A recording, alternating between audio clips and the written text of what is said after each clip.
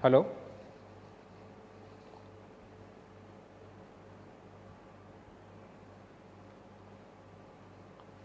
नमस्कार.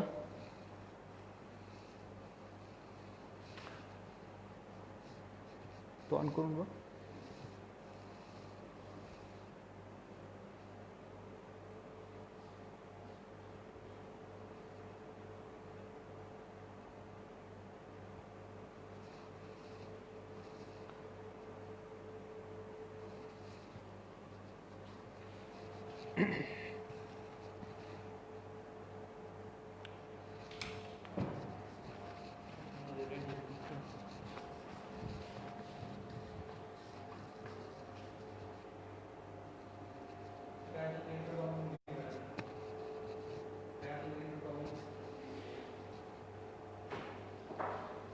हां, थँक्यू सुग्रीवजी, तुमचा मेसेज वाचून मी इथे आपल्या सगळ्यांचं स्वागत करतो. प्रथम मी माझी ओळख करून देऊ इच्छितो संक्षिप्तमध्ये. मी डॉक्टर सुनील एकनाथ जाधव. सध्या मी पशुचिकित्सा अनुसंधान संस्थान म्हणजे इंडियन व्हेटनरी रिसर्च इन्स्टिट्यूट नावाची जी आपली नॅशनल इन्स्टिट्यूट आहे बरेली इज्जतनगर येथे वरिष्ठ वैज्ञानिक पशुपोषण या विषयामध्ये या डिसिप्लिनमध्ये मी इथे कार्यरत आहे. माझं जे BVSCचं शिक्षण मी क्रांतिसिंह नाना पाटील पशुवैद्यकीय महाविद्यालय शिरवळ, त्याच्यानंतर पोस्ट ग्रॅज्युएशन ॲनिमल न्यूट्रिशन या सब्जेक्टमध्ये पुन्हा एकदा Marathwada agriculture university Parbhani veterinary college इथून पूर्ण केल्यानंतर मी याच संस्थानामधून PhD डिग्री मिळवली आणि सध्या 12 वर्षाचा अनुभव या संस्थानामध्ये आणि त्यापूर्वी दुसऱ्या अशाच रिसर्च इन्स्टिट्यूटमध्ये ॲनिमल न्यूट्रिशन या विषयामध्ये संशोधन कार्य तसेच टीचिंग आणि एक्सटेन्शन याच्यामध्ये मी कार्यरत राहिलो आहे.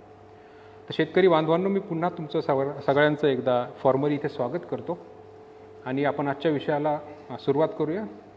आजचा विषय अतिशय योग्य आणि आजच्या परिस्थितीला अनुसरून असा आपण सर्वांनी ठरवलेला आहे आणि तो म्हणजे पशूंचा बॅलन्स्ड या समतोल आहार, समतोल पोषण पशूंचं आणि त्याच्यामध्ये खास करून मिनरल्स आणि व्हिटॅमिन्स म्हणजे खनिज तत्व आणि जीवनसत्वे यांचं महत्त्व पशूच्या आहारामध्ये काय. तर या विषयी आपण पुढील 30 मिनिटांमध्ये चर्चा करणार आहोत आणि या दरम्यान तुमच्या मनात असतील त्या शंका त्यावर आपण सर्व शेवटी चर्चा करू. आणि तर विषयाला सुरुवात करूयात मित्रांनो. जसं तुम्ही जाणता की कुठलाही जो ॲनिमल हजबंड्री हा जो व्यवसाय आहे त्यामध्ये जर आपण बघितलं तर पशुपोषणावर जवळजवळ 60-70 ॲव्हरेज 60% खर्च हा आपण पशुपोषण फक्त या एका घटकावर करत असतो. म्हणजे जितका खर्च गायीच्या संगोपनात येत असेल, मग ते मेडिसिन्स असतील, इलेक्ट्रिसिटी बिल असेल, उपचाराचा खर्च असेल किंवा ट्रान्सपोर्टेशन असेल किंवा जागेचा खर्च असेल, रिकरिंग कॉस्ट ज्याला म्हणतो, किंवा चारा आणि पीक या सर्वांचा खर्च पकडला तर सरासरी 60% खर्च आपण त्याच्या खाण्यावर करतो. म्हणजे 100 रुपयापैकी 60 रुपये फक्त आपण खाण्यावर खर्च करतो. याचा अर्थ असा आहे की न्यूट्रिशन हा फॅक्टर एक अतिशय महत्त्वाचा फॅक्टर आहे आणि जर तुम्हाला याच्यामध्ये फायदा जर खरोखरच कमवायचा असेल तर ह्या 60% तुम्ही किती बचत करू शकता, ह्या 60% कसं काय तुम्ही मॅनेजमेंट करू शकता की जेणेकरून हा खर्च तुमचा 5% 10% कमी होईल, किंवा खर्च जरी झाला तरी त्या अनुषंगानं तुम्ही ॲनिमलकडून प्रोडक्शन म्हणजे त्याचं उत्पादन प्राप्त कराल, यावर महत्त्व दिलं पाहिजे. तर थोडक्यामध्ये बॅलन्स्ड फिडिंग हे काय आहे हे आपण प्रथम जाणून घेऊ आणि नंतर आपण डायरेक्ट खनिजे आणि जीवनसत्व यावर आपण बोलूया. तर बॅलन्स फिडिंगचा अर्थ काय? जसं आपण आपल्या आहारामध्ये सगळे प्रकारचे धनधान्य, कडधान्य, भाजीपाला, मांस, दूध वगैरे इतकं घेतो, याचा अर्थ की आपलं अन्न बॅलन्स होऊन जातं, समतोलपणा येऊन जातो. त्याच पद्धतीने जनावरांच्या आहारामध्ये जर त्याचा समतोल साधायचा असेल तर आपण 4 ते 5 घटकांकडे लक्ष देणं आवश्यक आहे. सगळ्यांच्याच आहारामध्ये जे घटक लागतात तसेच पशूंच्या आहारामध्येही पुढील 5 प्रमाणाचे जे घटक आहेत ते अतिशय आवश्यक आहेत. ते म्हणजे असे की एक तर ऊर्जा म्हणजे एनर्जी, दुसरं आहे प्रोटीन, तिसरं स्निग्ध पदार्थ किंवा फॅट, चौथं खनिजे म्हणजे मिनरल्स, आणि 5वं म्हणजे व्हिटॅमिन्स म्हणजे जीवनसत्व. ही सगळी जी घटकं आहेत ज्यावेळेस योग्य प्रमाणामध्ये पशुच्या आहारामध्ये असतील तर त्याला आपण बॅलन्स्ड डाएट असं म्हणतो. आता ऊर्जा म्हणजे एनर्जी आपण कशाच्या स्वरूपात देतो, तर ऊर्जेचे जे काही मुख्य घटक आहेत तसं बघितलं तर जे अन्न घटक पशुच्या आहारामध्ये देतो त्या सगळ्यांमध्ये एनर्जी म्हणजेच ऊर्जा सामावलेली असते. परंतु प्रमुखतः आपण जो चारा खायला घालतो किंवा जे धनधान्य देतो, मग ते तुमच्या कॉन्सन्ट्रेटच्या स्वरूपात असतील, तुमच्या पेलेट फीडच्या स्वरूपात असतील, तर हे सगळे त्या एनर्जीचा स्रोत आहेत. म्हणजे it is a source of energy. त्यातून जनावराला आवश्यक ती ऊर्जा मिळते. दुसरा घटक प्रोटीन. प्रोटीनला प्रामुख्यानं आपण जे पेंड ज्याला म्हणतो, द्विदल जे बीज आहेत त्याच्यापासून निर्माण होणारी जी पेंड आहे किंवा जो केक आहे ज्याला आपण केक म्हणतो, तर त्याच्यामध्ये प्रोटीनचा अंश प्रमुखतः जास्त प्रमाणात आढळतो. तर हे सर्व जे घटक आहेत ते आपण प्रोटीनसाठी जनावरांना खाऊ घालतो. जो फॅट नावाचा जो तिसरा घटक आहे यासाठी आपल्याला सेपरेट असं काही द्यायची गरज शक्यतो भासत नाही. कारण जी फॅटची रिक्वायरमेंट आहे ती रिक्वायरमेंट आपण जितके काही अन्न घटक गाईला किंवा आपल्या पशुला खाऊ घालत असतो, मग ते रफेज असतील, कॉन्सन्ट्रेट असतील, त्याच्यामधून फॅटची रिक्वायरमेंट पूर्ण होत असते. याच्यानंतरचा जो घटक आहे, आता हे 3 घटक पाहिले, प्रोटीन, फॅट आणि एनर्जी. मित्रांनो, हे 3 घटक जे आहेत त्याला आपण मॅक्रो इन्ग्रेडियंट्स म्हणजे हे जास्त प्रमाणात लागणारे घटक असं म्हणतो. त्याचं कारण असं आहे की याची जी क्वांटिटी आहे अन्नामध्ये समावेश करण्याची ती किलोग्रॅम्समध्ये असते, किंवा आपण सांगताना सांगतो की इतकं पर्सेंटेज हे पशुपोषणाच्या आहारामध्ये द्या. त्यामुळं हे मोठ्या प्रमाणावर इन्क्लूड केलं गेल्यामुळे त्याला आपण मॅक्रो असं नाव दिलेलं आहे. हे मी अशासाठी सांगतो की दुसरे जे 2 इन्ग्रेडियंट्स आता आपण बोलणार आहोत, एक म्हणजे मिनरल आणि दुसरं म्हणजे व्हिटॅमिन. मित्र, यांना मायक्रो इन्ग्रेडियंट्स, मायक्रो म्हणजे सूक्ष्म घटक असं संबोधतो. आता सूक्ष्म घटक यांना असं आपण का संबोधतो, तर यांची जी मात्रा पशुच्या आहारामध्ये पडते ती अशी अतिशय कमी प्रमाणामध्ये असते. उदाहरण द्यायचं झालं तर समजा जे प्रोटीन आहे ते प्रोटीन समजा एखाद्या गायला 700 ग्रॅम एवढं जर लागत असेल, तर त्याच ठिकाणी एखादं जीवनसत्व किंवा एखादं मिनरल, उदाहरण घ्या की तुम्ही सेलेनियम, हे फक्त काही मिलीग्रॅम एवढ्या प्रमाणात ते पडतं. याचाच अर्थ काय की अतिशय सूक्ष्म प्रमाणामध्ये हे जे इन्ग्रेडियंट्स आहेत ते गाईच्या आहारामध्ये जातात, आणि यामुळं आपण त्याला मायक्रोन्यूट्रियंट्स किंवा सूक्ष्म पोषक तत्वे असं संबोधतो. आता आपण प्रथम खनिजे या विषयावर बोलूयात, आणि त्यानंतर आपण जीवनसत्व काय, त्यांचं काय महत्त्व आहे, किंवा कशा पद्धतीनं आपण खाऊ घालू किंवा काय काळजी घेतली पाहिजे, हे सगळं थोडक्यात आपण संक्षिप्तपणे बघणार आहोत. तर मिनरल मिक्सचर, ठीक आहे, म्हणजे खनिज, यांना अकार्बनिक पदार्थ असं म्हणतो. इनऑर्गॅनिक म्हणजे की ज्यांचं विघटन शक्यतो होत नाही. जसं कार्बनिक पदार्थ आहेत, कार्बोहायड्रेट्स आहेत, त्याचं विघटन होऊन ऊर्जा प्राप्त होते. पण हे जे मिनरल्स आहेत हे इनऑर्गॅनिक इलिमेंट्स, ज्याला आपण केमिस्ट्रीच्या भाषेमध्ये म्हणतो, अशा पद्धतीचे हे इन्ग्रेडियंट्स असतात. दुसरी महत्त्वाची गोष्ट म्हणजे की हे गाईच्या किंवा कुठल्याही शक्यतो प्राण्याच्या शरीरामध्ये तयार होत नसतात, आणि त्यामुळं ते खाद्याच्या स्वरूपातूनच आपल्याला बाहेरून त्यांना पुरवावे लागतात. याला आपण सप्लिमेंटेशन किंवा पूरकता असं संबोधतो. म्हणजे आपण बाहेरून त्यांना हे सगळे मिनरल्स हे पुरवतो. आता ह्या मिनरलमध्ये पण मित्रांनो 2 प्रकारचे मिनरल्स आहेत. याच्यामध्ये मी पहिल्यांदा जसं म्हटलं की मॅक्रो आणि मायक्रो, म्हणजे मोठ्या प्रमाणात आणि सूक्ष्म प्रमाणात.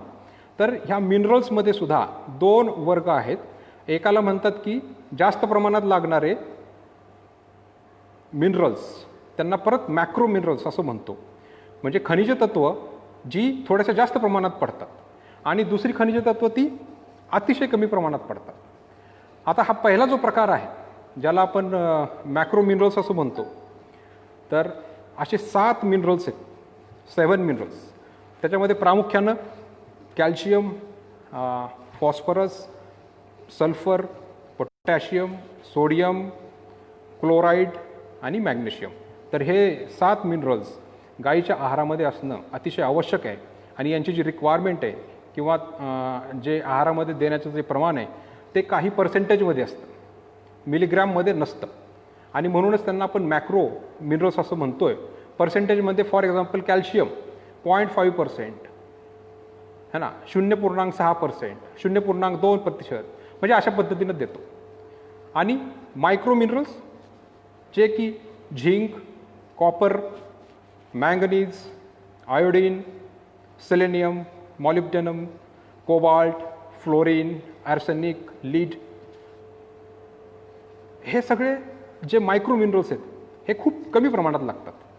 एवढं की अगदी चिमूटभर सुद्धा नसतात. एका गाईच्या आहारामध्ये काही काही जे घटक आहेत ते अगदी चिमूटभर पण पडत नाहीत. पण याचं कार्य खूप मोठं आहे. जसं आपण म्हणतो कीर्ती मोठी, मूर्ती छोटी. ह्यातला एक जरी घटक गाईच्या आहारामध्ये पूर्णतः नसेल तर गाईला आपलं जीवन व्यतीत करणं कठीण जातं, तो सुद्धा संभवतो. कारण हे सगळे इसेन्शियल मिनरल्स आहेत. इसेन्शियल मिनरल्स म्हणजे असे मिनरल्स की ज्यांचा समावेश गाईच्या खाद्यामध्ये नसेल तर गाईला कमीची लक्षणं म्हणजे डेफिशियन्सी सिम्पटम्स येतात, गाईचं चयापचय बिघडतं, जनावराचं प्रोडक्शन थांबतं.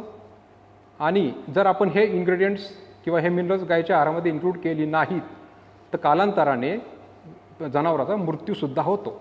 आणि ह्यामुळे ह्यांना इसेन्शियल म्हणजे अतिआवश्यक म्हणजे की हे खाद्यामध्ये म्हणजे हवेतच. आता याच्या व्यतिरिक्त सुद्धा खूप मिनरल एलिमेंट्स आहेत मित्र. बोरॉन आहे, व्हॅनॅडियम आहे. म्हणजे जवळपास आपण जर तुम्ही पिरियॉडिक टेबल नावाचा जो प्रकार आहे केमिस्ट्रीमध्ये आपण शालेय आपल्या शिक्षणात शिकलो, त्याच्यामध्ये जवळजवळ 120 वेगवेगळे मिनरल्स आहेत. तर हे सगळे काही इसेन्शियल नाहीत. म्हणजे आपण 22 मिनरल जी आत्ता बघितली यांना इसेन्शियल अशामुळे म्हटलं आहे की यांचा समावेश जर गाईच्या खाद्यामध्ये नसेल तर त्याची डेफिशियन्सी आपल्याला जाणवणार. आणि गाईचं जे उत्पादन आहे या कुठल्याही जनावरांचं, शेळ्यांची वाढ असेल, बकरांची, म्हशींमध्ये सुद्धा वृद्धी दर किंवा दूध देण्याचं प्रमाण हे घटणार, कमी होणार. आणि दुसरं त्याचा प्रूफ असं आहे की जे घटक जो कमी आहे तो घटक ज्यावेळेस आपण गाईच्या आहारामध्ये समावेश करू त्यावेळेस गाय काही कालांतराने परत बरी होते. तर हे दुसरं एक त्याचं गुणधर्म आहे की ज्यासाठी आपण त्याला इसेन्शियल मिनरल असं म्हणतो. तर आपण बघितलं की असे 22 वेगवेगळे मिनरल्स आपल्या गाईच्या खाद्यामध्ये आपल्याला समावेश करून द्यायचे आहेत. तर माफ करा 2 मिनिट. हां, तर आता थोडक्यामध्ये कॅल्शियम, फॉस्फरस आणि उरलेले 5 मिनरल्स यांचं काय कार्य आहे आणि आपण त्यांची पूर्तता कशी करू शकतो याविषयी आपण आता 2 मिनटं चर्चा करू. सगळ्यात जे महत्त्वाचं एलिमेंट आपल्या गाईच्या शरीरामध्ये आहे त्याला आपण कॅल्शियम असं म्हणतो. ठीक आहे. म्हणजे कॅल्शियम हा असा घटक आहे की जो खूप जास्त प्रमाणामध्ये गाईच्या शरीरामध्ये आपल्याला सापडतो किंवा गाईला आपल्याला तिच्या फीडमध्ये द्यायची गरज असते. आता किती गरज असते याचं थोडक्यात मी उदाहरण सांगतो की कॅल्शियम शरीरामध्ये आपल्या हाडांमध्ये आणि दातांमध्ये प्रमुखतः जेवढं कॅल्शियम शरीरामध्ये आहे त्यापैकी जवळजवळ 99% कॅल्शियम हे आपल्या गायींच्या किंवा आपल्या प्राण्यांच्या हाडामध्ये असतं आणि उरलेला 1% हे रक्तामध्ये असेल, गायीच्या इतर ऑर्गन्समध्ये, बाकी लिव्हर, किडनी, इतर इंटेस्टाईन, ठीक आहे, या अवयवांमध्ये असतं. तर प्रामुख्याने याचं काम काय, तर जे स्ट्रक्चर आहे म्हणजे जे बळकटी द्यायचं काम आहे गायीला, तिच्या मांसपेशींना, हाडांमध्ये जी ताकद येते, विशेषतः गायींचं आणि त्याच्या हाडांची जी हेल्थ आहे खूप महत्त्वाची आहे मित्र हो. कारण ज्यावेळेस गाय व्याते, वेल्यानंतर जो दूध आणि कोलेस्ट्रम किंवा चीक जो स्त्रवतो त्याच्यामध्ये इतक्या मोठ्या प्रमाणामध्ये हे कॅल्शियमचा स्रोत हा निघून जात असतो. त्याच्यावरून आपल्या लक्षात येईल की कॅल्शियम आणि हाडांची जी आरोग्य आहे हे किती महत्त्वाचं आहे. ठीक आहे, तर हे 99% कॅल्शियम जे आहे ते गायीच्या हाडामध्ये आणि दातामध्ये काही प्रमाणामध्ये आढळतं आणि 1% जे कॅल्शियम आहे त्याचं खूप महत्त्वाचं काम आहे. केवळ 1% जरी असलं तरी तुम्ही जसं की दुग्धज्वर, ठीक आहे, तर दुग्धज्वरमध्ये गाई जसं एकदमच अचानक पद्धतीने खाली बसते, मान टाकून देते, तर हे सगळं का होतं, तर कॅल्शियमचं एक महत्त्वाचं कार्य आहे ते म्हणजे nerve impulse transmission, muscle contraction, म्हणजे शरीरामधील ज्या पेशी आहेत, मांसपेशी आहेत, त्यांना जिवंत ठेवणे किंवा जी चेतासंस्था आहे तर चेतासंस्थेचं काम योग्य रीतीने करणे, हे फक्त त्या 1% कॅल्शियम ते एवढं निभावतं. ठीक आहे, तर अशा पद्धतीने ही महत्त्वाची कामं कॅल्शियमची. दोस्तो, फॉस्फरस जो दुसरा एक मिनरल आहे, तर कॅल्शियम आणि फॉस्फरस हे दोघेही सख्खे भाऊ म्हटले पाहिजेत. त्याचं कारण असं आहे की हे दोघं आपसामध्ये ह्यांचं असोसिएशन किंवा यांचा संबंध खूप प्रदीर्घ आहे. त्यामुळे नेहमी आपण बोलताना फक्त कॅल्शियम म्हणत नाही, तर कॅल्शियम अँड फॉस्फरस, नेहमी कॅल्शियम आणि फॉस्फरस असं म्हणतो. शरीरामध्ये गायीच्या याचं प्रमाण 2:1, म्हणजे 2 भाग जर कॅल्शियम असेल तर 1 भाग फॉस्फरस असतो. आता पुन्हा फॉस्फरस जो आहे तो 80% पुन्हा आपल्या जनावरांच्या हाडामध्ये, बरोबर आहे, आणि 20% इतरत्र अशा पद्धतीने असतो. म्हणजे थोडक्यात तुमच्या लक्षात यायला लागलं जे आहेत प्रामुख्याने यांचं कार्य शरीराला बळकटी देणे, गायीचं जे स्ट्रक्चर आहे त्याला व्यवस्थित सपोर्ट देणे आणि अशा पद्धतीचं आहे. आणि फॉस्फरसचं मुख्य काम आहे की आपल्या शरीरामध्ये जे ऊर्जेचं मेटाबॉलिझम आहे, म्हणजे आपण ज्यावेळेस अन्न खातो किंवा जनावरं चारा खातात, दाना किंवा काय कॉन्सन्ट्रेट खातात, त्याच्यानंतर जे मेटाबॉलिझम शरीरामध्ये सुरू होतं किंवा जे एनर्जी युटिलायझेशन प्रोसेस, म्हणजे ऊर्जेचा जो वापर करण्याची शरीराची क्षमता असते, त्याच्यामध्ये फॉस्फरसचा खूप मोठा रोल आहे. ठीक आहे, तर हे फॉस्फरस झालं. अशाच पद्धतीने मॅग्नेशियमचा सुद्धा 70% भाग हा हाडांमध्ये विराजमान आहे.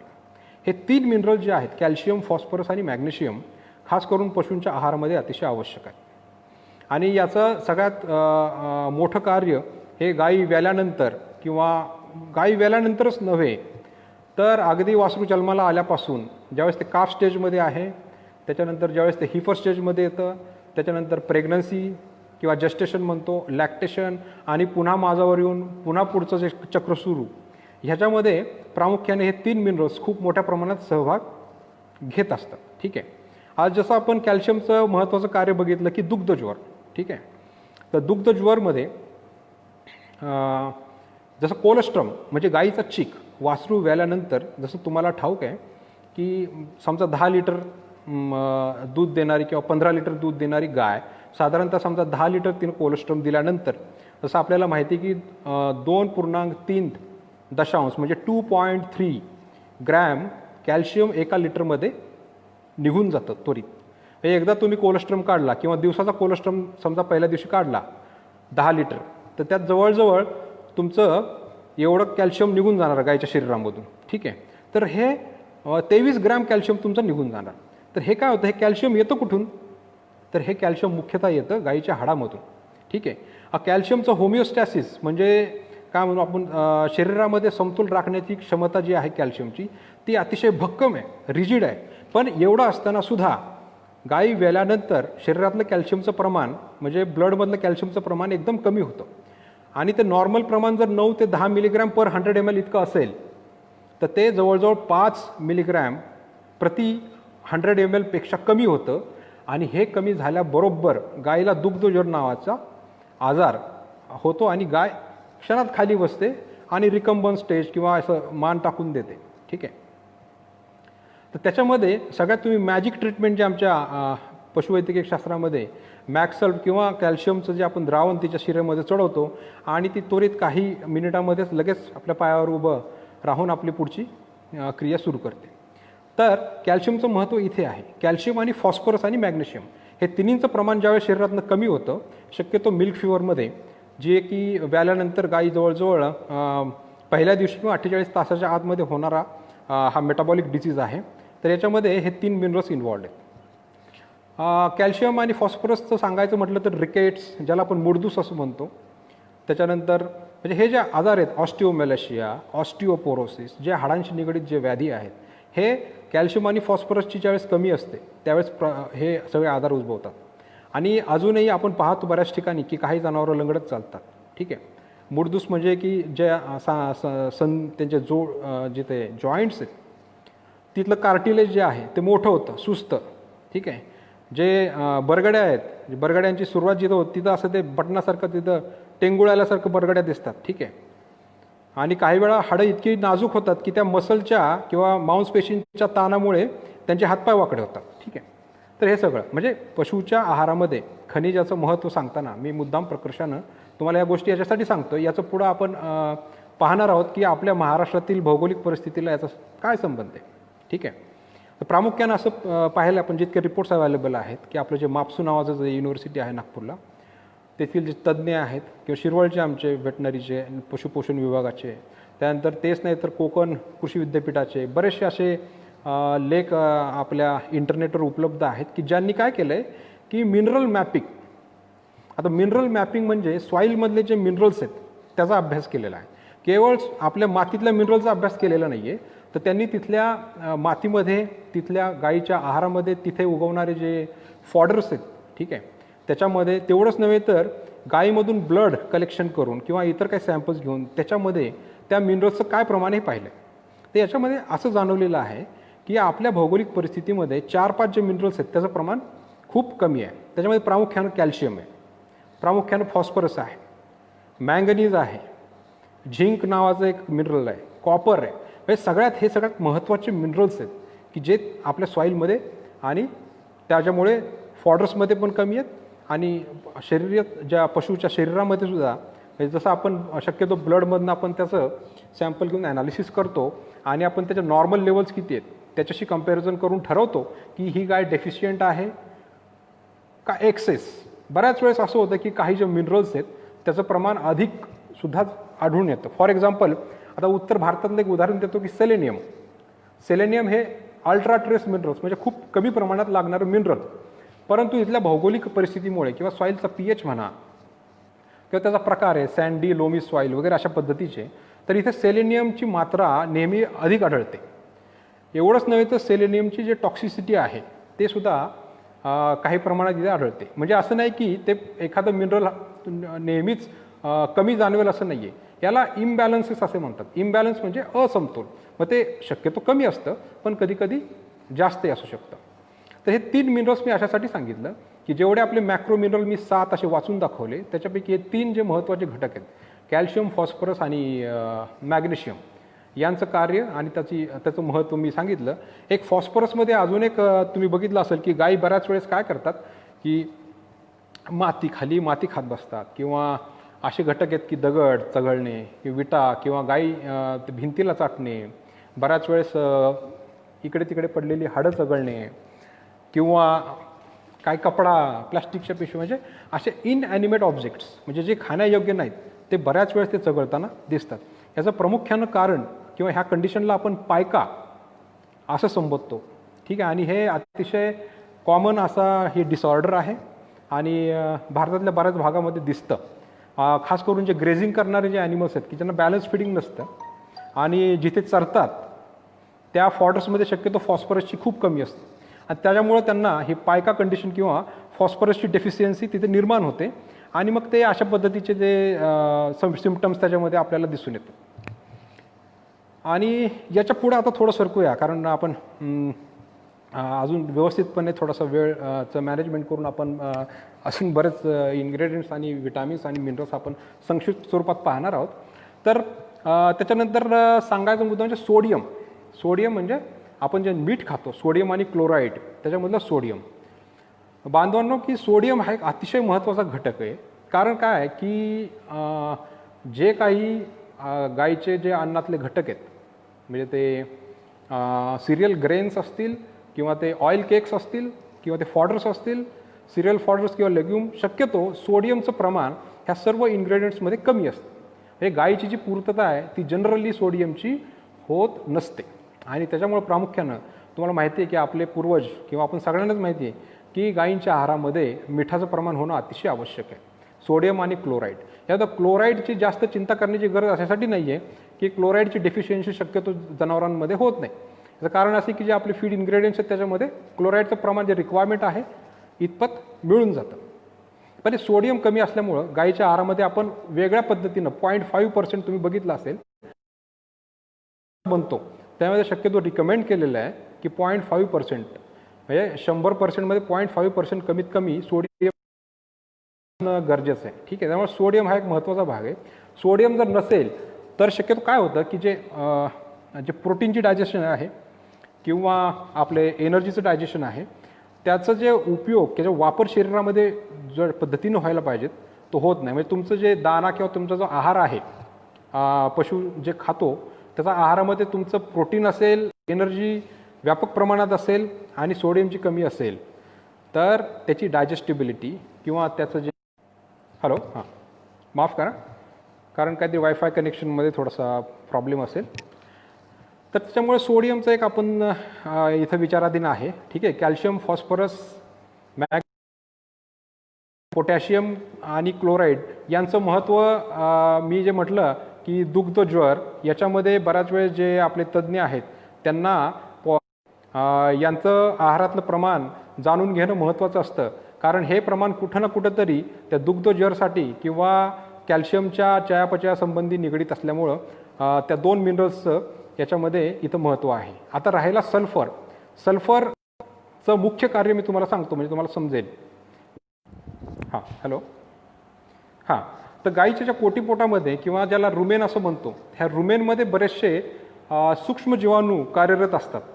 आणि हे सूक्ष्म जीवाणूंचं कार्य असं असतं की जो चारा किंवा जे फायब्रस मटेरियल किंवा ज्याला आपण काय रेषीय पदार्थ म्हणतो की ज्याच्यामध्ये फायबरचं प्रमाण जास्त असतं, यांचं विघटन करण्याचं काम हे रुमेन मायक्रोब्स करतात. म्हणजे तर हे सूक्ष्म जीवाणू आहेत ते काय करतात, प्रथमतः ते प्रोटीन सिंथेसिस है ना, प्रथिनं बनवायचं काम करतात. आणि ते प्रथिनं जे पोटात बनतात गाईच्या, ते तिच्या आतड्यामध्ये जाऊन त्यांचं ॲब्सॉर्प्शन होतं आणि गाईला प्रोटीनची पूर्तता होते. आता हे प्रोटीन जे बनतात त्याला बनण्यासाठी सल्फर नावाचं इन्ग्रेडियंट, सल्फर नावाचं खनिज अतिशय महत्त्वाचं आहे. त्या अनुषंगानं सल्फरचं महात्म्य खूप आहे. पूर्वी BISमध्ये जे BIS मिनरल मिक्सचर आहे त्याच्यामध्ये सल्फरचं इन्क्लुजन किंवा स्पेसिफिकेशन्स नव्हते. परंतु ही बाब लक्षात घेऊन आता तुम्ही जर BIS bureau of Indian standard पद्धतीने जर मिनरल मिक्सचर बनवणार असाल तर त्याच्यामध्ये सल्फरचं प्रमाण निश्चित केलं गेलेलं आहे आणि त्यानुसार सल्फरला आपण योग्य ते महत्त्व इथं देणं गरजेचं आहे. अशा पद्धतीने मित्रांनो आपण जे 7 जे मॅक्रो मिनरल्स आहेत याचं कार्य बघितलं. आता आपण जे मायक्रो मिनरल्स आहेत त्याचं थोडक्यात बघूयात. आपण मायक्रो मिनरलमध्ये सगळ्यात महत्त्वाचे 5 ते 6 मिनरल्स ज्यांचं महात्म्य किंवा ज्याचं महत्त्व अधिक आहेत याच्यावरच आपण चर्चा करूयात. तर कॉपर, झिंक, मँगनीज, आयरन जे लोह, सेलेनियम, आयोडीन हे सगळे ट्रेस मिनरल्स म्हणतात. ट्रेस म्हणजे परत तेच, ट्रेस म्हणजे कमी क्वांटिटीमध्ये लागणारे घटक. ठीक आहे. आता फॉर एक्झाम्पल झिंक हे ज्याला आपण जस्त म्हणतो, याची रिक्वायरमेंट किती आहे? 40 मिलीग्रॅम प्रति किलोग्राम. 1 किलोग्राम खाद्यामध्ये 40 मिलीग्रॅम. म्हणजे एक गाय जर 10 किलो खात असेल तर बघा 40 मिलीग्रॅम 1 किलोग्रॅमला म्हणजे 10ला 400 मिलीग्रॅम. 400 मिलीग्रॅम म्हणजे 1 ग्रॅमसुद्धा नाही आहे, अर्ध्या ग्रॅमपेक्षाही कमी. एवढंसं कमी असं हे लागणारं मिनरल आहे. आता हे तरी मी 40 मिलीग्रॅम कॉपरचं सांगितलं मित्र, झिंकचं सांगितलं. कॉपर तर याच्यापेक्षा कमी 10 मिलीग्रॅम. ठीक आहे, प्रति किलोग्रॅम. सेलेनियम मागाशी म्हटलं 0.3 मिलीग्रॅम. आयोडीन 0.1 ठीक आहे. हे अशा पद्धतीनं अतिशय कमी प्रमाणात, पण ह्यातला एक जरी घटक नसेल तर मी सांगितल्या पद्धतीने गायीला जे आहे डेफिशियन्सी सिम्पटम्स येणार आणि तुम्हाला तिथे ट्रीटमेंटची गरज पडणार. तर हे सगळे मिनरल मिक्सचर्स योग्य प्रमाणामध्ये आपण गायीच्या आहारामध्ये देणं महत्त्वाचं आहे. यांचं प्रमुख कार्य सगळ्यांचं मिळून तुम्हाला सांगतो. आता प्रत्येकाच्या सेपरेट विश्लेषण करू नये आपण, कारण आता वेळेच्या अभावी. पण जे आपण बघतो की फील्डमध्ये दोन ते तीन महत्त्वाचे प्रॉब्लेम सध्या आपल्याला भेडसावत आहेत पशुपालकांना किंवा पशुवैद्यक जी आपली टीम आहे त्या सगळ्यांना. आणि ते म्हणजे जसं हाय प्रोड्युसिंग ॲनिमल्स खास करून त्यांच्यामध्ये मॅस्टायटिस म्हणजे स्तनदाह, त्यानंतर रिटेन्शन ऑफ द प्लासेंटा म्हणजे वार जी आहे किंवा जर आपण काय म्हणू ते ती लवकर पडत नाही. त्यानंतर मेट्रायटिस म्हणजे जे काय आपण गर्भाची पिशवी त्याचा दाह किंवा इन्फ्लमेशन. आणि एक जनरल एक सिम्पटम आहे की इम्युनिटी जी आहे ती कॉम्प्रोमाइज होते. हे इम्युनिटी कमी, प्रतिकार क्षमता कमी, ह्या सगळ्याला जे कारणीभूत आहेत ते शक्यतो हे तीन चार जे मिनरल्स आहेत ह्या सगळ्यांचं काम याच्यामध्ये खूप मोठ्या प्रमाणात आहे. कारण तुम्हाला सांगतो हे जे ट्रेस मिनरल्स आहेत हे वेगवेगळ्या एन्झाईम्समध्ये त्या एन्झाईम्सचा पार्ट्स आहेत. एन्झाईम्स म्हणजे असेल काय मला माफ करा आठवत नाही आहे, तर त्याला आपण एन्झाईम्स म्हणतो. ठीक आहे, वेगवेगळे एन्झाईम्स आहेत. हे एन्झाईम्स ते प्रोटीन्स असतात शक्यतो आपल्या शरीरामध्ये कार्यरत आहेत. आणि बरेचसे एन्झाईम्स हे जे हार्मोन्स आहेत एंडोक्राईन सिस्टममध्ये आपले जे वेगवेगळ्या ग्रंथी आहेत त्यातून स्त्रवणारे जे सिक्रिशन्स आहेत त्याच्यावर यांचा खूप मोठा परिणाम किंवा प्रादुर्भाव होत असतो. आणि हे मिनरल्स आहारामध्ये नसतील तर जे आपले रिप्रोडक्शन किंवा गायनाकॉलॉजीमधील जे तज्ज्ञ आहेत ते माझ्याशी ॲग्री करतील की बऱ्याचशा प्रमाणामध्ये रिपीट ब्रीडिंग, बऱ्याचशा प्रमाणामध्ये अनइस्ट्रस म्हणजे माझावर न येणे किंवा वार अडकणे, जर अडकणे किंवा मॅस्टायटिस स्तनदाह हे याच्यासाठी प्रामुख्यानं कारणीभूत म्हणजे हे जे 5-6 जे मिनरल्स आहेत ट्रेस मिनरल्स त्याची कमतरता. आणि हे बऱ्याच आपल्या एक्सपेरिमेंटमधून सिद्ध झालेलं आहे वारंवार. आणि पूर्ण भारताचा जरी आपण विचार केला तरी बऱ्याचशा ठिकाणामध्ये थोड्याफार प्रमाणामध्ये या मिनरल्सची कमी आपल्याला जाणवते. तर थोडक्यात काय आहे की आपण याच्यावर आता उपाय म्हणजे आपण खूप चर्चा केली, खूप नाही केली, पण आता मी म्हणजे जो प्रॉब्लेम आहे तोच तुमच्यासमोर बऱ्यापैकी मांडलेला असं मला वाटतं. तर आता याच्यावर उपाय काय आहे, तर बऱ्याच वेळेस काय होतं तर आम्ही आमच्या संस्थानामार्फत इकडे किंवा इतर भागामध्ये जे परीक्षण केलेले आहेत तर त्यामध्ये शेतकरी बऱ्याच वेळेस मिनरल मिक्सचर पशुच्या आहारामध्ये शक्यतो देत नाहीत. म्हणजे नॉलेजचा अभाव असेल किंवा एक्सटेन्शन ज्या प्रमाणात व्हायला हवं तेही झालं नसेल किंवा उपलब्धता नसेल, काहींची आर्थिक परिस्थिती नसेल असं म्हणूयात, पण या घटकांचा समावेश होत नाही. अशा ठिकाणी आम्ही ज्यावेळेस परीक्षणं केली, आमच्या स्टडीज तिथे केल्या, तर जवळजवळ 20 ते 25% दूध उत्पादन अशा परिस्थितीमध्ये मिनरल सप्लिमेंट केल्यामुळं वाढलं गेलं. आता हे मिनरल मिक्सचर नुसतंच मिनरल मिक्सचर नव्हतं, तर एक कन्सेप्ट आहे आजकाल की area specific mineral mixtures. Area specific mineral mixture म्हणजे त्या भौगोलिक परिस्थितीमध्ये अध्ययन करून कुठले कुठले मिनरल्स किंवा सॉईलमध्ये कमी आहेत, पशुच्या आहारामध्ये कमी आहेत, त्यानंतर पशुच्या स्वतःच्या अंगामध्ये कमी आहेत, त्याचं परीक्षण करून एक प्रकारचा फॉर्म्युला तयार करणे आणि तिथं ते मिनरल मिक्सचर तयार करून व्यापक पद्धतीने तिथे सगळ्यांना त्याचे वाटप करून परत त्याचं परीक्षण करणे की काय परिस्थिती निर्माण होती आहे ज्यावेळेस आपण एरिया स्पेसिफिक मिनरल मिक्सचर देतो.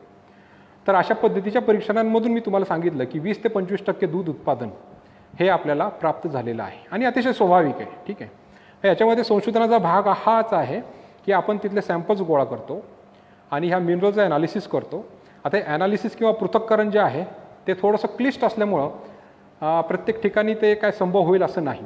ठीक आहे, परंतु तुम्ही जे शेतकरी बांधव ऐकत असाल, तुम्हाला जर असं वाटत असेल की तुमचे जे फीड इन्ग्रेडियंट्स किंवा तुमचे जे चारा आहे किंवा तुमचं जे गाईचं खाद्य आहे त्याच्यामध्ये त्याचं पृथक्करण व्हावं आणि तुम्हाला जर कळावं की त्याच्यामध्ये कुठले मिनरल्स कमी आहेत, कुठले जास्त आहेत, तर त्याच्यामध्ये आपण मी स्वतः आणि माझे जे सहकारी बांधव आहेत या क्षेत्रामध्ये आम्ही कार्यरत आहोत त्याच्यामध्ये आम्ही तुम्हाला बऱ्यापैकी मदत करू शकतो की याचं पृथक्करण करून आम्ही तुम्हाला सांगूही शकतो की याच्यामध्ये काय पद्धतीचं याच्यामध्ये मॅनेजमेंट करावी लागेल किंवा पुढच्या दृष्टीने तुम्ही काय पावलं उचलावीत. तर हे एक महत्त्वाचं आहे. आणि या व्यतिरिक्त तुम्ही मार्केटमध्ये जे मिनरल मिक्सचर चांगल्या ब्रँडचे अवेलेबल आहेत तर बरेचसे ब्रँड आहेत, इथं सांगणं संयुक्तिक ठरणार नाही, परंतु पशुवैद्यकीय आमचे जे वैद्यक आहेत त्यांच्या संपर्कात तुम्ही राहून ते तुम्हाला सांगतील. आणि कदाचित आजकाल शेतकरी बांधव काय आपण म्हणू की जे ॲडव्हान्स्ड आहेत, अग्रगण्य असे व्हेरी अडॅप्टिव्ह, की जे शक्यतो सगळ्या गोष्टी अंगीकृत करतात लवकर, त्यामुळे त्यांनाही आजकाल या गोष्टींची बऱ्यापैकी माहिती आहे. त्यानंतर विविध योजनांद्वारे तुमच्या पशुवैद्यकीय दवाखान्यामध्ये सुद्धा मिनरल मिक्सचर्स मिळू शकतात. तर ह्या सगळ्यांचा तुम्ही विचार करून हे मिनरल मिक्सचर्स तुम्ही घेऊन मोठ्या जनावराला 100 ग्रॅम शक्यतो आणि लहान जनावराला 50 ग्रॅम किंवा अशा पद्धतीने तुम्ही ते त्याच्या आहारामध्ये दररोज द्यावेत. आणि हे फक्त असं नाही आहे की लॅक्टेटिंग किंवा जे प्रेग्नंट ॲनिमल्स आहेत किंवा जे दूध देणारे जनावरं आहेत त्यांनाच द्यायचं आहे अशातला भाग नाही. तर मी जसं म्हटलं की वासरू त्याचा जन्म झाल्यापासून त्याला ह्या सगळ्या गोष्टींची गरज निर्माण होते. पहिले 1-2 दिवस तुम्ही आपण म्हणू की जे आईच्या शरीरातनं आलेलं असतात त्याचा एक 24 तासासाठी वापर होतो, परंतु त्यानंतर तुम्हाला बाहेरून हे सगळे इन्ग्रेडियंट्स देणं महत्त्वाचं आहे. कारण काय की प्रोटीन, एनर्जी वगैरे गाईच्या दुधातून मिळत असते, ठीक आहे, आणि बऱ्याचशा प्रमाणात चाऱ्यातून आणि काय जी सरकी पेंट किंवा काय तिचं अन्न असेल ते मिळत असते, परंतु खनिजे मात्र मिळत नसतात. त्यामुळे हे मिनरल मिक्सचर्स तुम्ही खरेदी करावेत आणि त्यांच्यात ह्याचं खूप मोलाचं महत्त्व आहे की तुम्ही एक प्रयोग करून बघा. जर तुम्ही खायला घालत नसाल सध्या तुमच्या पशूंच्या आहारामध्ये, तर तुम्ही मला वाटतं की जर माझ्या विनंतीला थोडंसं याचा विचार करून तुम्ही याचा प्रयोग करून पहा आणि मला नक्की कळवा. याच्या व्यतिरिक्त जे मोठे शेतकरी आहेत बऱ्यापैकी, ज्यांच्याकडे एक अशी व्यवस्था असेल की ते मिनरल मिक्सचर्स बनवू शकतात, त्यासाठी पण मित्रांनो आपले BISचे फॉर्म्युले आपल्याला उपलब्ध आहेत, इंटरनेटवर आहेत. पर्सनल संपर्क साधल्यास आमच्याकडे ते उपलब्ध आहेत. त्यानंतर मापसूने जे अध्ययन केलं आहे, मिनरल मॅपिंग करून एरिया स्पेसिफिक मिनरल मिक्सचर्स बनवलेत, त्याचे फॉर्म्युले उपलब्ध आहेत. त्याच्यामध्ये प्रामुख्याने मी म्हटलं पद्धतीने चुनखडी किंवा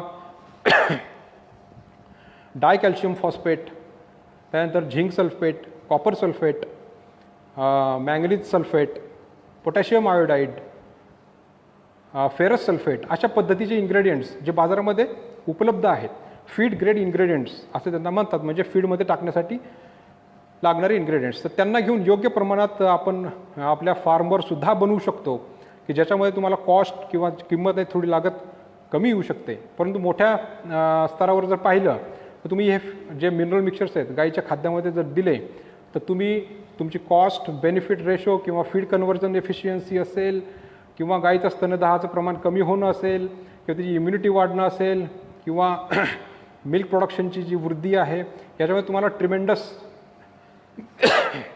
फरक तिथे जाणवणार आहे जर तुम्ही पहिल्यांदा देत नसाल. आणि जर चुकीच्या पद्धतीनं देत असाल तरीसुद्धा तुम्ही त्याच्यामध्ये करेक्टिव्ह मेजर्स जे आपण आता सध्या चर्चा केली त्या पद्धतीनं करावेत. की मित्र की आजचा आपलं जे आपलं इंटरॅक्शन जे आहे त्याचा उद्देश माझा हाच होता की मिनरल आणि व्हिटॅमिन याचं महत्त्व. जर तुम्हाला याच्यामध्ये अजून डिटेल काही प्रत्येक इन्ग्रेडियंटची माहिती किंवा त्याच्या अनुषंगाने लागणारी इन्फॉर्मेशन पाहिजे असेल तर प्रत्येक सगळेजण मला संपर्क साधू शकता किंवा आमच्या ग्रुपवर तुम्ही संपर्क साधू शकता आणि यातली सगळी माहिती आम्ही तुम्हाला उपलब्ध करून देऊ. आता पुढचा जो घटक आहे तो आहे की विटॅमिन मिक्सचर्स. थोडंसं कनेक्शनच्या हिशोबानं मला ॲडजस्ट करावं लागतं आहे, त्याबद्दल दिलगिरी व्यक्त करतो, तर एवढं सांभाळून घ्यावं. हां, जीवनसत्वे, ठीक आहे. पुढच्या 10 मिनिटात आपण याच्यावर चर्चा करू आणि मग आपण अगर काय असतील प्रश्न उत्तरं तर त्याच्याबद्दल आपण सविस्तर चर्चा करू. जीवनसत्व प्रामुख्याने जसं आपण तुम्हाला माहिती की 2 पद्धतीचे आहेत, फॅट सोल्युबल, वॉटर सोल्युबल, म्हणजे पाण्यात विरघळणारे आणि काय म्हणतात त्याला आपण फॅटमध्ये म्हणजे तेलयुक्त पदार्थांमध्ये विरघळणारे, ठीक आहे. ते पाण्यात जे विरघळतात तर ते पाण्यात विरघळणारे जे जीवनसत्व आहेत त्याचं आपल्याला जास्त टेन्शन घ्यायचं नाही. ते कारण असं आहे की ही जी जीवनसत्व आहेत ते आपल्या शरीरामध्ये प्रामुख्यानं गाईच्या शरीरामध्ये गाईच्या पोटामध्ये जे मायक्रो ऑर्गॅनिझम्स मी म्हटलं सूक्ष्म जीव, खास करून बॅक्टेरिया, विषाणू नव्हे जीवाणू, त्यानंतर प्रोटोझोआ आणि फंगस, तर ह्याच्यामध्ये जे बॅक्टेरिया आहेत, तर ते हे बॅक्टेरिया काय करतात की हे बी कॉम्प्लेक्स व्हिटॅमिन जे आहेत ते सगळे बनवतात. ठीक आहे. आपल्या शरीरामध्ये सुद्धा आपल्या हँडगटमध्ये खालचं जे आतडं आहे, मोठ्या आतडं ज्याला आपण म्हणतो, त्या मोठ्या आतड्यामध्ये आपले जे जीवाणू आहेत त्यांना आपण बेनिफिशियल बॅक्टेरिया किंवा प्रोबायोटिक ऑर्गॅनिझम्स वगैरे असं म्हणतो. तर ते बी कॉम्प्लेक्स व्हिटॅमिन्स तयार करतात. त्यामुळं आपल्याला ते बाहेरून विशेष पद्धतीनं घ्यायची गरज नसते. फक्त ज्यावेळेस आपण काही कंडिशन असे आहेत की आजारी पडतो, ज्यावेळेस डॉक्टर आपल्याला अँटीबायोटिक देतात, त्यावेळेस मात्र हे अँटीबायोटिक ते बॅक्टेरियाला पण प्रभाव करतात. पण त्यावेळेस मात्र आपल्याला हे जे बी कॉम्प्लेक्स आहे किंवा ते घ्यायची गरज पडते. जनावरांमध्येही काही काही वेळेस फक्त बी कॉम्प्लेक्सची गरज पडते. शक्यतो ते शरीरात बनत असल्यामुळं आपण त्याला बाहेरून ते देत नाहीत. तर असे काय घटक आहेत, तर मी तुम्हाला सांगितलं की थायमिन ज्याला B1 म्हणतो, किंवा रायबोफ्लेविन, नियासिन, पायरिडॉक्झिन, पॅन्टेथेनिक ॲसिड है ना, सायनोकोबालामाइन आणि अजून 2-3 असे आहेत. तर हे व्हिटॅमिन्स आपलं कार्य करत असतात आणि ते गाईला आहारामध्ये आपण देत नाहीत, कारण ते तिच्या शरीरामध्ये बनतात. सगळ्यात महत्त्वाचा पार्ट म्हणजे फॅट सोल्युबल. ठीक आहे. फॅट सोल्युबल ही 4 मुख्य व्हिटॅमिन्स आहेत. ठीक आहे. तर vitamin A, vitamin D, vitamin E आणि व्हिटॅमिन के, म्हणजे अ, ब, क, ड. तर ह्यातलं जे व्हिटॅमिन के ते पण काय करतात, मायक्रो ऑर्गॅनिझम्स बनवतात. ठीक आहे. हे एकच फॅट सोल्युबल व्हिटॅमिन असं आहे की जे रुमेन मायक्रो ऑर्गॅनिझम्स आहेत ते बनवतात आणि त्यामुळं आपल्याला ते बाहेरून सप्लिमेंट करायची गरज नाही. परंतु हे जे 3 व्हिटॅमिन्स आहेत, ठीक आहे, ते अगदी मिनरलपेक्षाही कमी अशा प्रमाणात किंवा वजनामध्ये गाईच्या आहारामध्ये द्यावे लागतात. परंतु कार्य त्याचं खूप मोठं आहे. खूप म्हणजे मिनरल्स ऑर्गॅनिक कंपाऊंड्स आहेत and they are essential nutrients, म्हणजे त्यांचा समावेश असणे अतिशय गरजेचं आहे. आता पूर्वी आपण म्हणायचो की फॉर एक्झाम्पल जीवनसत्व अ याचं मुख्य कार्य म्हणजे रात आंधळेपणा. याची कमी असेल तर नाईट ब्लाइंडनेस किंवा व्हिजन इम्पेअरमेंट तर गायींमध्ये पण होते. त्याच्यानंतर इम्युनिटी किंवा रोगप्रतिकार क्षमता याच्यावर विपरीत परिणाम. ठीक आहे. तर व्हिटॅमिन एची कार्य महत्त्वाची आहे. ठीक आहे. तर व्हिटॅमिन ई, व्हिटॅमिन ई ज्याला आपण टोकोफिरॉल असं म्हणतो, तर व्हिटॅमिन ईचं कार्य आहे की आपल्या शरीरामध्ये किंवा गाईच्या शरीरामध्ये जे जास्त उत्पादन देणारे जनावरं आहेत त्यांच्यामध्ये एक प्रकारचा तणाव शरीरामध्ये कायम उत्पन्न होत असतो. त्याला फिजिओलॉजिकल स्ट्रेस असंही म्हटलं जातं, ऑक्सिडेटिव्ह स्ट्रेस असंही म्हटलं जातं. तुम्ही ऐकलं असेल की हे अँटीऑक्सिडंट्स हा शब्द वारंवार आपण आजकाल ऐकतो, किंवा स्ट्रेस हे पण ऐकतो. स्ट्रेस म्हणजे शारीरिक तणावच असतो असं नाही, तर शरीर ज्यांचं चयापचय खूप मोठ्या प्रमाणात सुरू असतं शरीरामध्ये, कारण त्यांची उत्पादन क्षमता मोठी असते, त्यामुळं शरीराचा मेटाबॉलिक रेट कायम त्याचं मेटाबॉलिझम होत असतं आणि आपल्या शरीरामध्ये ऑक्सिडेटिव्ह मेटाबॉलिझम कायम घडत असतं गाईच्या शरीरामध्ये. तर त्यातून जे स्ट्रेस निर्माण होतो त्याला कमी करण्याचं कार्य व्हिटॅमिन ई, टोकोफिरॉल व्हिटॅमिन ई हे करत असतं. त्यामुळे त्याचं महत्त्व तिथे. आता व्हिटॅमिन डी, व्हिटॅमिन डीचं आपल्याला सगळ्यांना माहिती आहे, हे एक तिसरं जे फॅट सोल्युबल व्हिटॅमिन आहे. ठीक आहे. व्हिटॅमिन डीचं प्रामुख्यानं कार्य काय आहे की जे कॅल्शियम फॉस्फरस आपण मगाशी ज्याची चर्चा केली, ते कॅल्शियम आणि फॉस्फरस आपल्या गाईच्या शरीरामध्ये व्हिटॅमिन डीचा कमतरता असल्यास ते कॅल्शियम आणि फॉस्फरसचं जे ॲब्सॉर्प्शन किंवा काय म्हणतो आपण शोषून घेण्याची जी क्षमता आहे ती कमी होते आणि इतकी कमी होती की त्याची मग कमतरता गाईला जाणवते. त्यामुळे व्हिटॅमिन डीचं मुख्य कार्य आहे की कॅल्शियम ॲब्सॉर्प्शन किंवा फॉस्फरसचं छोट्या आतड्यामधून होणारं ॲब्झॉर्प्शन. ठीक आहे. तर व्हिटॅमिन डी येतं कुठून, तर हे याचं बरंच क्लिष्ट मेकॅनिझम आहे, पण ते आपल्याला सगळ्यांना माहिती आहे. आपण शक्यतो शालेय आपल्या ह्याच्यामध्ये आपण बघितलेलं आहे की आपण सनलाईट जी म्हणतो किंवा सूर्याचं जे एक पद्धतीची किरणं आहेत, जे सनलाईट आपल्या शरीरावर पडते आणि आपल्या शरीरामध्ये चमडीमध्ये कोलेस्ट्रॉल, डिहायड्रोकोलेस्ट्रॉल नावाचं एक केमिकल आहे, त्याचं रूपांतर व्हिटॅमिन डीमध्ये होतं. म्हणजे ह्याला बघा, आपल्याला आहारामधून गायीनं घेतलं नाही तरी चालतं, पण एक कंडिशन अशी आहे की त्या गायला आपण ऊन दाखवलं पाहिजेत. दाखवणं म्हणजे काय की ती उन्हातमध्ये फिरून आली, उभी राहिली, ठीक आहे, तर त्याच्या माध्यमातून व्हिटॅमिन डीचं सिंथेसिस गायीच्या शरीरामध्ये होत असतं, ठीक आहे. आणि व्हिटॅमिन डीचं प्रामुख्यानं कार्य मी जसं म्हटलं की हे कॅल्शियमचं जे ॲब्झॉर्प्शन आहे हाडांमधून शरीराच्या रक्तामध्ये येणं किंवा इंटेस्टाईनमधून आतड्यांमधून कॅल्शियम आणि फॉस्फरसचं ॲब्झॉर्प्शन करून ते शरीराला उपलब्ध करून देणं हे महत्त्वाचं कार्य व्हिटॅमिन डीचं आहे. त्याच्या व्यतिरिक्त व्हिटॅमिन डीचं आणखीन एक काम आहे की शरीराची इम्युनिटी अबाधित ठेवणे, ठीक आहे. हे आजकाल हे नवीन थोडेसे ट्रेंड आहेत. हे पहा मिनरल आणि व्हिटॅमिन्समध्ये काय झालं आहे की पूर्वीचे आपण फक्त व्हिटॅमिन आणि मिनरलची डेफिशियन्सी सिम्पटम्स किंवा जे कमीची लक्षणं आहेत त्याला अनुसरून आपण त्याच्याकडे बघत होतो. आणि आजकाल काय झालं आहे टेक्नॉलॉजीच्या एवढा जो काय त्याला फोफावले म्हणण्यापेक्षा जे नवनवीन शोध लागत आहेत त्याच्यामधून ह्या मिनरल आणि व्हिटॅमिन्सचे सुद्धा नवनवीन जे रोल आहेत नवनवीन त्यांचे कार्य समोर येत आहेत. आणि आपण तुम्ही बघताय की आपण आजकाल जनावरं आम्हाला अतिशय चांगल्या पद्धतीची तयार करायची आहेत आपल्याला सगळ्यांना, ठीक आहे. मोठमोठे प्रोजेक्ट्स आणि बऱ्याच संघटना अशा कार्यरत आहेत.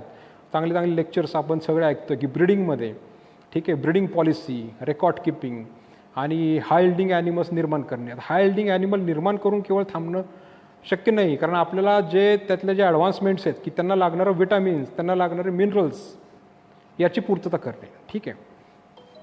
मित्रहो, हे व्हिटॅमिन्स फॅट सोल्युबल विटॅमिन्स आपल्याला बाहेरून द्यावे लागतात. पण याचा एक गुणधर्म आहे. काय गुणधर्म आहे की हे शरीरामध्ये लिव्हरमध्ये किंवा आपले जे फॅट म्हणजे चरबीयुक्त जी आपली शरीरामध्ये पेशी असतात तिथे हे साठवलं जातं, ठीक आहे, काही अंशात साठवलं जातं, ठीक आहे. त्याच्यामुळं आपल्याला लगेच त्याची डेफिशियन्सी काय जाणवत नाही, पण ते कालांतरानं बरेच दिवस जर त्या आहारामध्ये नसेल तर तुम्हाला याची कमतरता जाणवते. आणि दुसरी महत्त्वाची गोष्ट म्हणजे कारण ते आपल्या गायीच्या शरीरामध्ये तयार होत नाहीत म्हणून आपल्याला बाहेरून देणं महत्त्वाचं आहे, ठीक आहे. आता उदाहरणार्थ सांगतो, जे व्हिटॅमिन ए आहे हे व्हिटॅमिन ए, व्हिटॅमिन ई आणि हे दोन प्रामुख्यानं व्हिटॅमिन ए जे आहे ते गायीला तिच्या आहारामधून प्राप्त होत नाही. ह्याचं मी अजून एक कारण सांगतो. कारण गायीच्या ज्या फॉडर आहे किंवा जो चारा आहे त्याच्यामध्ये बीटा कॅरोटीन नावाचं एक घटक आहे ज्याच्यापासून व्हिटॅमिन ए हे गायीच्या आतड्यामध्ये बनतं, ठीक आहे. पण हे बीटा कॅरोटीनचं प्रमाण बऱ्याचशा फीड्स आणि फॉडर्समध्ये खूपच कमी प्रमाणात असतं. केवळ जे हिरवे वनस्पती आहेत किंवा जे हिरवे फॉडर्स आहेत त्याच्यामध्ये बीटा कॅरोटीन बऱ्यापैकी सापडतं, ठीक आहे. मग आजकाल काय झालं आहे की ह्या ज्या मोठ्या प्रमाणात दूध देणाऱ्या गायी आहेत त्यांना आपण मॅक्सिमम ग्रीन फॉडर जरी खाऊ घातला, व्हिटॅमिनची पूर्तता करण्यासाठी जेवढी क्वांटिटी ग्रीन फॉडरची खाऊ घालायची आहे तेवढी क्वांटिटी आपण खाऊ घालू शकत नाही. त्याचं कारण आहे की त्याचं एक प्रमाण आहे, ठीक आहे ना. ग्रीन फॉडरचं आपण पूर्णतः ग्रीन फॉडर नाही देऊ शकत. 15 किलोची गाय आहे, पूर्णच मी त्याला ग्रीन फॉडर खाऊ घातलं 400 किलोच्या गायीला, समजा काय 12 किलो ड्राय मॅटर असेल किंवा कोरडं वजन समजा 12 किलो, केवळ ग्रीन फॉडरमधून गायी खाऊ शकेल, परंतु त्याची जी न्यूट्रियंटची पूर्तता आहे ती होणार नाही. त्यामुळं व्हिटॅमिन पूर्णपणे ग्रीन फॉडर म्हणून खाऊ घालण्याचा प्रयत्न आपण करू शकत नाही. आणि जे कॉन्सन्ट्रेट फीड आहे किंवा जे पेलेट आहे त्याच्यामध्ये जर आपण हे व्हिटॅमिन्स घातलेले नसतील तर मात्र आपल्याला हे बाहेरून ते गाईला देणं खूप गरजेचं आहे, ठीक आहे. त्याच्यामुळं जरी आपण म्हणत असलो की 5 ते 6 किलो ग्रीन फॉडर ॲनिमलला दिलं तर त्याचे व्हिटॅमिन ए, व्हिटॅमिन ईची पूर्तता होईल असं नाही. कारण आजकाल विशेष करून जो स्तनदा आपल्या मागच्या लेक्चरमध्ये डॉक्टर हेमंत कदम यांनी अतिशय चांगलं एक लेक्चर आपलं स्तनदाह या विषयावर झालेलं आहे. त्यांनी सांगितलं की 20 ते 25% जे कारणं आहेत ते इन्फेक्शियस ऑर्गॅनिझम सोडून इतर कारणं आहेत. ह्या कारणामध्ये प्रामुख्यानं तुम्हाला सांगतो व्हिटॅमिन ए आणि व्हिटॅमिन ईची कमी हे त्याच्यामध्ये मिनरल्सच्या व्यतिरिक्त या 2 घटकांचा अभाव.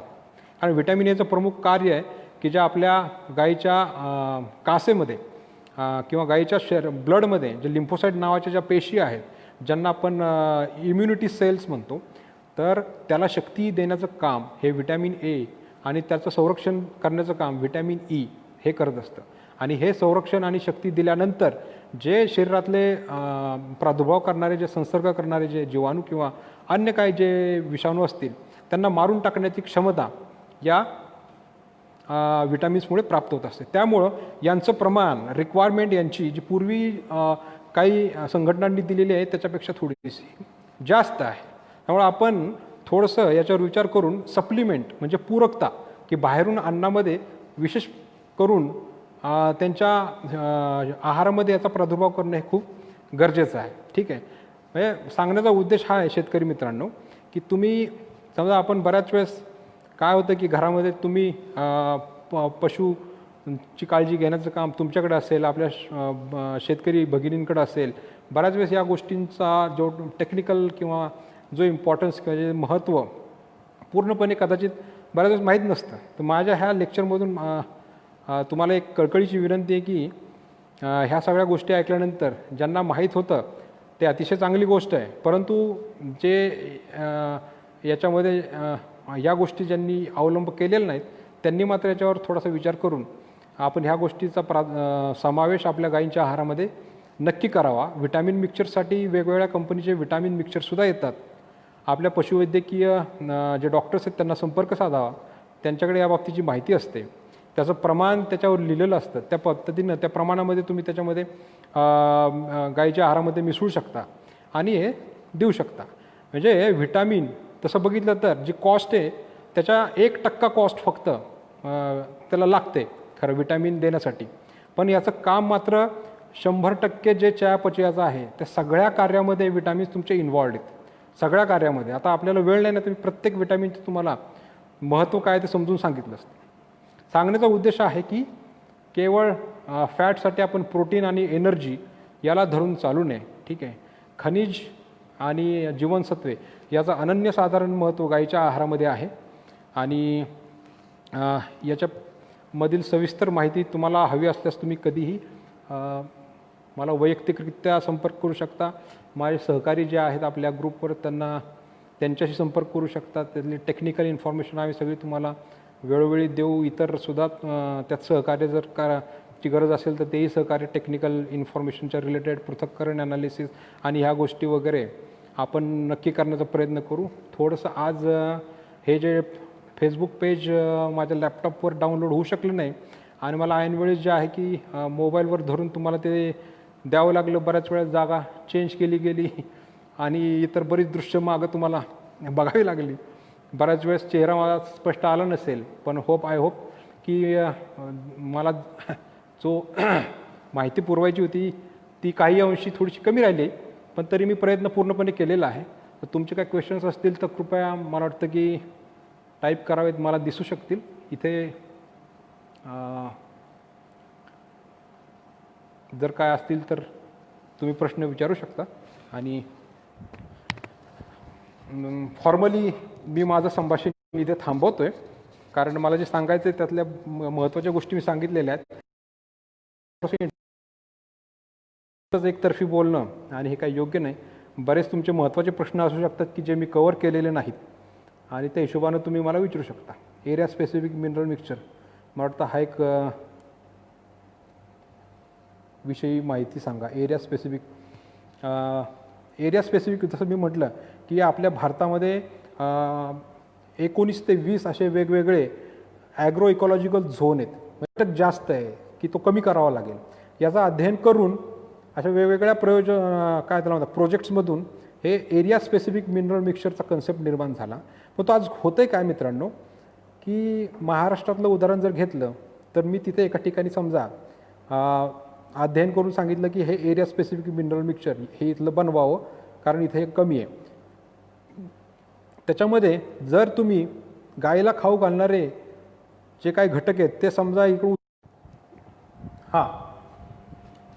तर मी हेच सांगत होतो की एरिया स्पेसिफिक मिनरल मिक्सचरमध्ये आपण तिथलं जे मिनरल मिक्सचर बनवलं आहे ते बनवलं खरं, पण ते गायीला खाऊ घालणारे अन्न घटक जर आपण दुसऱ्या प्रदेशातून नेत असू तर ह्या एरिया स्पेसिफिक मिनरल मिक्सचरला काय अर्थ नाही आहे. हे तिथं ज्यावेळेस तिथलेच उगवलेले फॉडर्स किंवा ते आपण त्याला खाऊ घालत असू तर त्या ठिकाणी एरिया स्पेसिफिक मिनरल मिक्सचरचं महत्त्व आहे. ह्या एरिया स्पेसिफिक मिनरल मिक्सचरमध्ये एक बरेचसे लेख प्रसिद्ध आहेत. तुम्ही ज्यांनी प्रश्न विचारला आहे त्यांनी तर मला सांगितलं की आम्ही ह्या प्रदेशातून आहोत, तर मी त्या ठिकाणी किंवा काय जे अध्ययन करून तिथे कुठले मिनरल्स कमी होते किंवा अशा पद्धतीचं रिकमेंडेशन मी तुम्हाला देऊ शकतो की तुम्ही हे जे आहे ह्या कॉम्बिनेशनमध्ये एखादं मिनरल मिक्सचर बनवून तुम्ही तुमच्या जनावरांना खाऊ घालू शकता.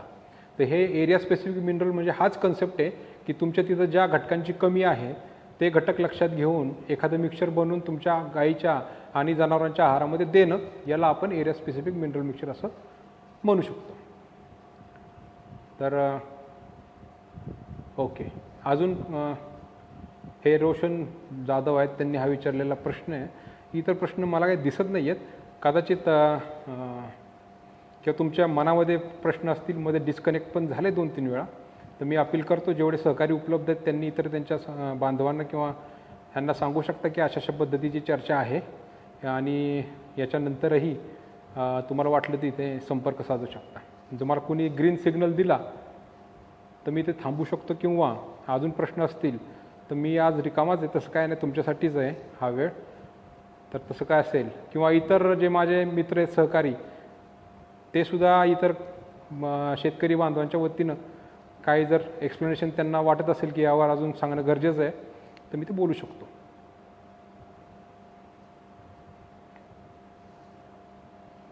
तर ठीक आहे. तर जेवढे आहेत माझे मित्र सगळे शेतकरी बांधव भगिनी ज्यांनी याच्यामध्ये सहभाग घेतला आणि यावेळी डिस्टर्बन्समध्ये सुद्धा जे आपलं माझं संभाषण तुम्ही ऐकलं असेल आणि तर त्याबद्दल मी तुमचे आभार मानतो. आणि पुढच्या वेळेस मात्र चांगली व्यवस्था मी स्वतः त्याची काळजी घेऊन निर्माण करून अजून बऱ्याच गोष्टी बोलायच्या आहेत. तर ही फक्त सुरुवात आहे. आमच्या ग्रुपच्या